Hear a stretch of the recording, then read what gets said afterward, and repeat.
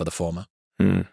What's wild about the fear that people have when they're starting out is that they say things like, I have nothing going for me. I have no advantages. I have nothing to my name. I have no money. I have no network. I have no resources. But using Rory Sutherland's reframing, it also means that you have nothing to lose, which makes you incredibly dangerous. And I think people wildly underestimate how many shots on goal you can take when you have nothing to lose. Whereas when someone has something to lose, they have to be more and more selective about the shots they take. And so you have the perfect conditions for taking risk because the worst case scenario is baseline, is where you're currently at. Correct. Yeah. And so that your means, downside is this. which means that it's like going to the casino and playing craps, but they say that you can just keep playing until you win. But people are afraid to roll.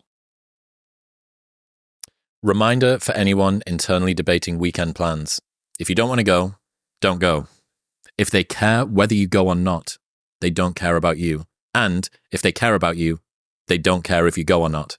Just because you have free time doesn't mean anyone who asks for it is entitled to it.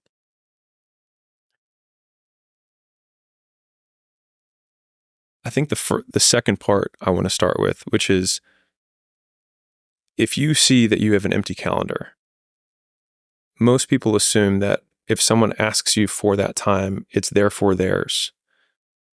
And it's only not theirs when someone else has claimed it, which means that your time only belongs to other people.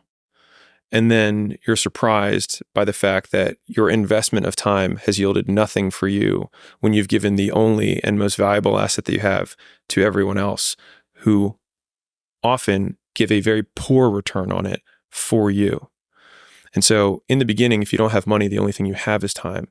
And so that is the only thing it's the only currency you can spend to improve yourself or get closer to your goals. And so if that's the one currency you have, then why on earth would you give it away? I think it's genuinely right to say that your calendar is a better measure of your wealth than your bank account. It's also the easiest way to know where someone's going to be in 5 years or even a year. How so? You just see where they're investing their time, and you can predict like more accurately what their life is going to look like in a year based on what they're doing today. And it's a good thing, for us.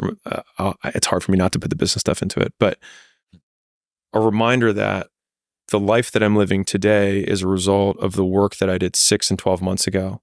And so if you were to look at my calendar 6 and 12 months ago, then you might extrapolate out to what I'm doing today. But just like people want the immediate reward, they also see their current condition as a result of the behavior they're doing today, it's not at all.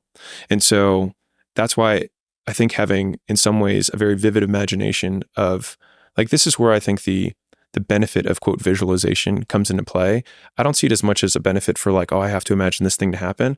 But I think it's more powerful to think, I'm doing this thing today and I'm imagining it happening. So it's an approximation of the feedback loop that you want to have. And so it helps you substitute and get through the period where nothing's actually happening. It was so cool to learn this,